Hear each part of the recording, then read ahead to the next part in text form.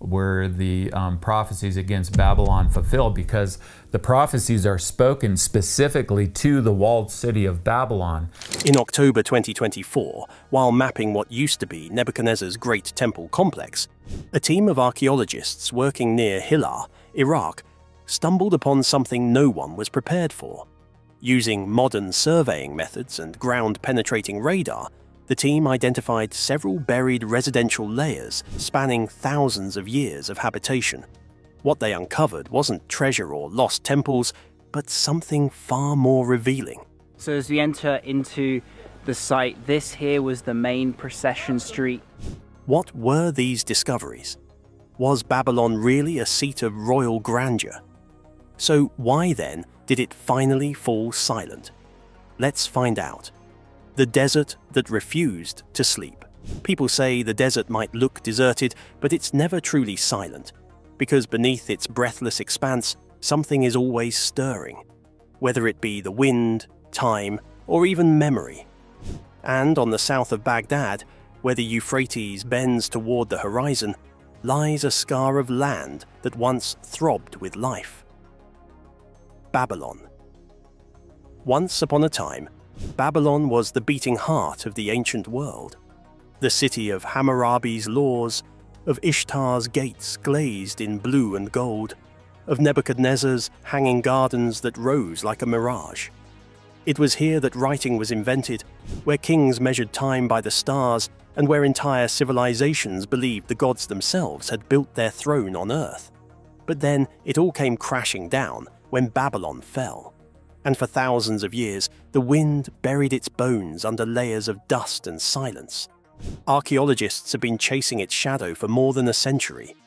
But it was German explorer Robert Koldewy who first broke the soil in 1899, unearthing the Ishtar Gate and the Processional Way. They were wonders that once dazzled the ancient world. And ever since, teams have returned, hoping to unearth something even more groundbreaking than the last. However, they each grew convinced that Babylon had revealed all it could. Until everything changed in 2024. The mission beneath Babylon. For years, Babylon lay in uneasy silence, its bricks weathered, its ziggurat foundations softened by time. The city had been studied, mapped, and mythologized countless times, yet the earth beneath it still held secrets no one had touched in centuries. In late 2023, the Iraqi State Board of Antiquities and Heritage, SBAH, announced a renewed archaeological campaign across key sites in Hillah district, south of Baghdad. The initiative was part of a broader effort supported by UNESCO's Babylon World Heritage Program, which began after the ancient city was officially added to the World Heritage List 4 years prior. The goal was clear: stabilize what remained of Babylon's fragile foundations, protect it from erosion, and uncover the layers that might explain how one of humanity's greatest cities truly functioned and fell. By early 2024, one of those projects broke ground in the Al-Fayyadiyah district, a little-known area northwest of the main Babylon ruins. The expedition was led by Dr. Qatan Abbas Hassan Aboud, an Iraqi archaeologist with the SBAH's Babylon branch, and carried out by a joint team of Iraqi experts in collaboration with the World Monuments Fund.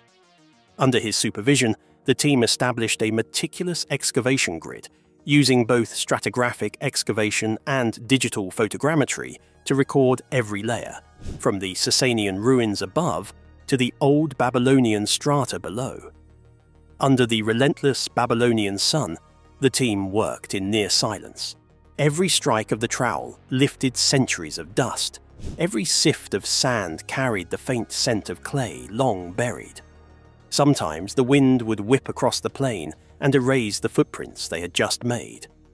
But then a curved fragment of pottery would catch the light, and someone would pause, breath held, a whisper of life from 4,000 years ago, breaking through the quiet. Their objective was not treasure, but context, to document habitation patterns, analyze soil composition, and preserve evidence before modern encroachment erased it. The dig was as much an act of protection as of discovery. In interviews, Dr. Aboud emphasized that the project aimed to document the evolution of daily life from the Sasanian to the Old Babylonian period, a span of nearly 2 millennia. For decades, much of Babylon's fame had centered on its palaces and temples. This mission sought something humbler yet more revealing: the lives of ordinary citizens who built, traded, and endured under the shadow of empire. What made the Al-Fayyadiyya site unusual was its stratigraphic clarity. The upper Sasanian layer showed heavy erosion, but beneath it lay an astonishingly intact Old Babylonian level, virtually untouched by later reconstruction. It was here, under centuries of compacted soil, that Dr. Aboud's team began to uncover pottery, cylindrical seals, and clay tablets that would later rewrite parts of Babylonian domestic history. In total, almost 500 artifacts were recovered. Each was photographed, drawn, and logged according to SBAH preservation standards. The team noted the exceptional preservation of the lower layer, describing it as better preserved than the upper levels, a rare phenomenon in Mesopotamian archaeology. But it didn't end there, because the deeper they went, the more the sand seemed to peel away layers of time. Pretty quickly, 2 distinct worlds emerged from the earth: an upper layer from the Sasanian period, roughly 1,700 years old, scarred by erosion and time, and a deeper, older layer from the Old Babylonian period, dating back nearly 4,000 years. It was this layer that stunned the team. Why? Because it wasn't a temple or a royal court, but a home. Archaeologists uncovered 2 residential structures, their rooms uneven in size. Some were even small enough to suggest storage or cooking, others large enough for living. Clay jars still sat in corners. In fact, the fragments of daily life were everywhere: tokens of trade, impressions of seals, the marks of people who lived quietly beneath the noise of empire. And yet, these rooms held something darker than domestic life. Among the artifacts were tablets filled with symbols of omens, warnings of eclipses, floods, and death.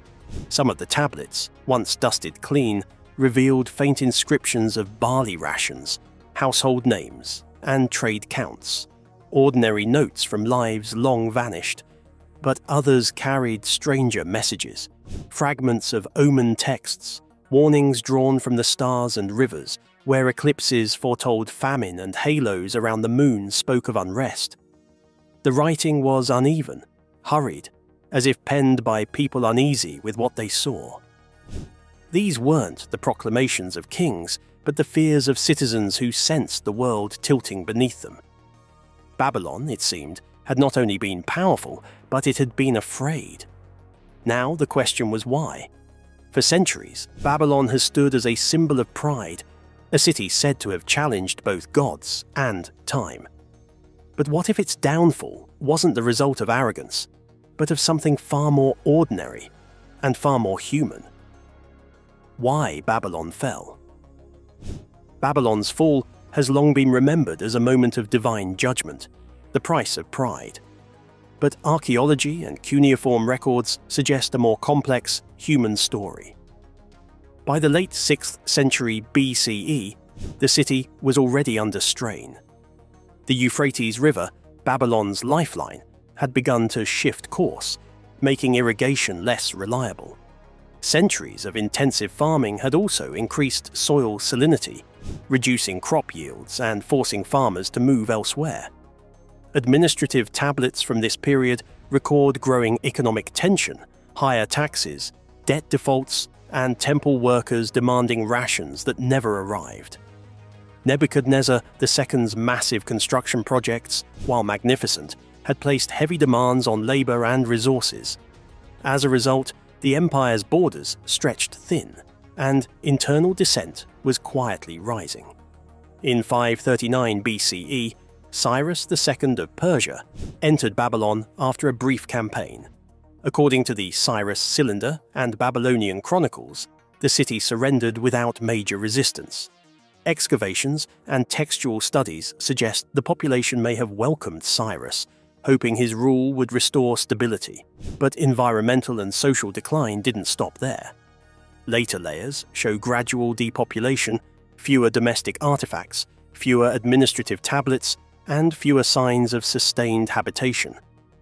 Babylon's great ziggurat, Etemenanki, was never fully rebuilt after Alexander the Great's failed restoration in the 4th century BCE. By the Parthian period, the city had largely fallen silent.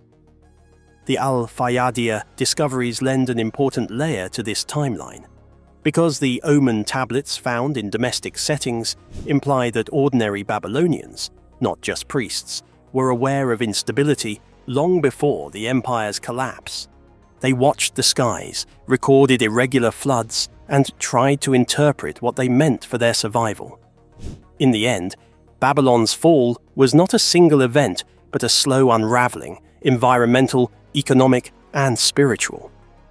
The great city didn't burn in one night. It simply faded, until its bricks became dust and its warnings were buried beneath the ground. And centuries later, the ground at Al-Fayyadiyya revealed this. It revealed that the real Babylon was fragile, weary, and haunted by the sense that the end was near. The unearthing at Al-Fayyadiyya. It was in late 2024 that the small excavation team working south of Hillah began unearthing what would become one of the most unsettling discoveries in modern Mesopotamian archaeology. The site at Al-Fayyadiyya was known simply as Site 19-3. It was a windswept plateau overlooking what used to be the outer reaches of ancient Babylon. The dig into 2 sections was like any other survey. Slow, methodical, unremarkable. But as the weeks passed, the dust began to give way to form, broken pottery, tiny cylinder seals, and fragments of burnt clay inscribed with cuneiform so fine it could barely be seen without magnification. Then the numbers began to climb. By the end of the 3rd week, the team had catalogued 478 artifacts, each belonging to 2 completely different civilizations, layered one atop the other. The Upper Sasanian stratum, dating between 224 and 651 CE, a period already well documented. But the level of preservation beneath stunned even the senior archaeologists. The lower layer belonged to the Old Babylonian period, roughly 1894 to 1595 BCE, and it was astonishingly preserved, almost untouched by time. That shouldn't have been possible. The 2 layers were separated by nearly 2,000 years, yet here they were, fused together as if the city had never truly fallen. The soil told a story that didn't fit history's timeline. And then came the shocking detail that it wasn't a palace or temple, but a home, small, domestic, and ordinary.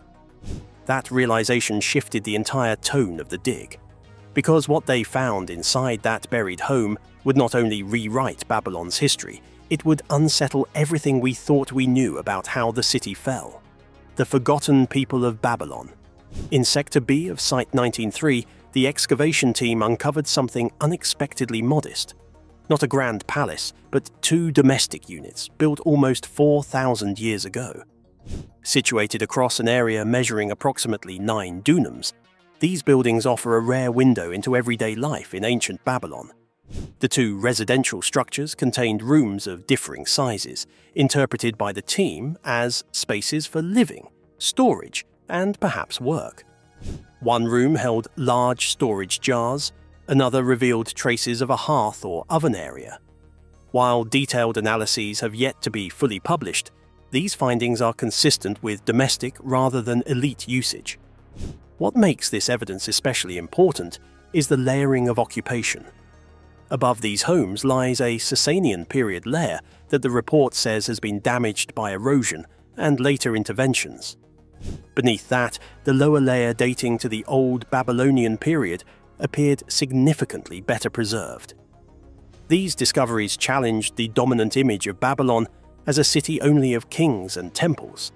Instead, they drew attention to the many people whose lives were less visible.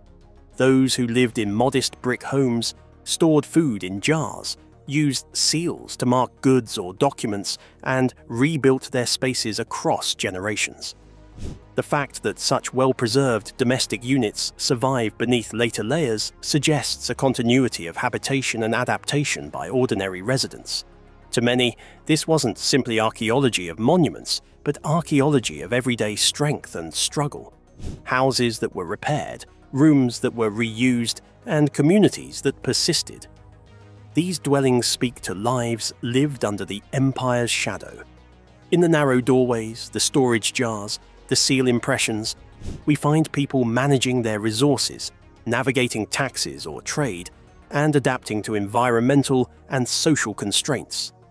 One key takeaway from the mission: domestic archaeology matters.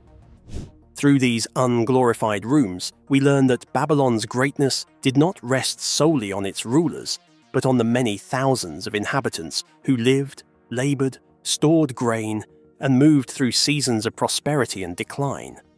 And as the team dug deeper beneath the floors of these homes, the alignments of walls and foundations began to suggest something older still, another layer of occupation that the current grid of history does not yet fully document. Still, the discoveries at Al-Fayyadiyah form just one chapter in the broader effort to understand Babylon's long and fragile legacy beneath the Mesopotamian sand. Babylon's legacy beneath the sand. The ancient city of Babylon stands today as a patchwork of ruined walls, half-buried structures, and open fields where once empires gathered.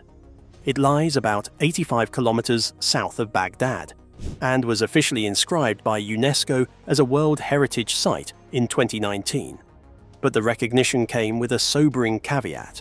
Roughly 85% of the site remains unexcavated, and many of the visible remains suffer from erosion, groundwater damage, modern construction encroachment, and the legacy of militarization. In mid-2024, the excavation in the district of Al-Fayyadiyah at Site 19-3 added fresh layers to this story. The team, led by Dr. Aboud in collaboration with the SBAH, uncovered 478 artifacts, including pottery, cylindrical seals, and cuneiform tablets. From an archaeological viewpoint, this layering suggests continuity of occupation, reuse of urban space, and social life that lasted long beyond the empire's high point. Conservation efforts at Babylon, meanwhile, are grappling with threats such as salt-laden groundwater, industrial pollution, and urban sprawl. In one recent report, archaeologist Amar Al-Tayi noted the salty groundwater is our greatest enemy at Babylon. So what does this legacy tell us? It tells us that Babylon wasn't frozen at its height. It didn't collapse in a single day. It lived many lives. It was built, abandoned, repurposed, reused. The greatness of Babylon lay not just in its monuments, but in its long, slow transformation. And the Al-Fayyadiyah discovery helps us see the human scale of this transformation. The storage jars, seals, and tablets remind us that this was a city of people, not just kings. The fact that the lower layer is comparatively well preserved gives archaeologists a rare opportunity to study everyday life: what people ate, how they stored goods, how they used writing. It also helps contextualize the notion of fall not as a dramatic collapse, but as an perhaps inevitable process of transformation, abandonment, and change. One household replaced another. One empire gave way to the next. Dust gathered. And yet, beneath the dust, the story continued. So, what's our one takeaway from this story? What Babylon teaches us now? If we step back from archaeology and look through the lens of today, the story of Babylon offers lessons about permanence and fragility. The physical site is vulnerable. Reconstructions from the 80s have been criticized for undermining authenticity. The site's conservation status remains critical. Modern archaeologists working in Iraq face a landscape of challenge and urgency. The excavation at Al-Fayyadiyah reminds us of that urgency. Parts of the lower layer were described as better preserved than the upper, yet still awaiting full documentation and analysis under SBAH standards. That duality, preservation, and threat mirror broader human conditions. Ancient households in Babylon stored grain, used seals, and kept records. Their tools, jars, and tablets survive. What we see is a civilization that knew how to build, but perhaps did not know how to stop change. For our own time, Babylon invites reflection. Societies today also face environmental stress, as saltwater intrusion and rising groundwater hampered Babylon, social strain, and the pressures of modernization. The fact that Babylon's story still matters, still teaches, still stands, is itself remarkable. There is no single dramatic fall of Babylon in the archaeological record. Instead, there is continuity and change, adaptation and pause, reuse and neglect. The excavation results at Al-Fayyadiyah subtly reinforce this, showing habitation that shifts, tools that change, writing that persists. In one way, the full story of Babylon is not in the temples and gates only. It's in the jars stored in a home, the seal impressions made by an artisan, the tablet recorded by a scribe. Those quieter details may matter more than we imagine. So if we ask now, what can Babylon teach us? It teaches that empires are built on daily lives, that the collapse of power often begins in the margins, that what seems permanent may still be vulnerable, and that what we excavate today, 478 artifacts, 2 strata, 1 dig site, matters not only for the ancient past, but for how we understand our future. Today, Babylon is not just a ruin, it is a living laboratory. The Iraqi State Board of Antiquities and Heritage continues its work alongside UNESCO, training young archaeologists to conserve what remains before erosion claims more of the site. Every trench opened is an act of memory, every artifact logged, a small defiance against forgetting. In the late afternoon light, the dig at Al-Fayyadiyah still glows with that unmistakable Mesopotamian dust, golden, patient, eternal. It settles on laptops and trowels just as it once settled on clay jars and tablets. History, it seems, never really sleeps here. It only waits to be brushed back into the light. What are your thoughts on the discovery? Tell us in the comments below. Thanks for watching. Please leave a like and subscribe for more videos like this.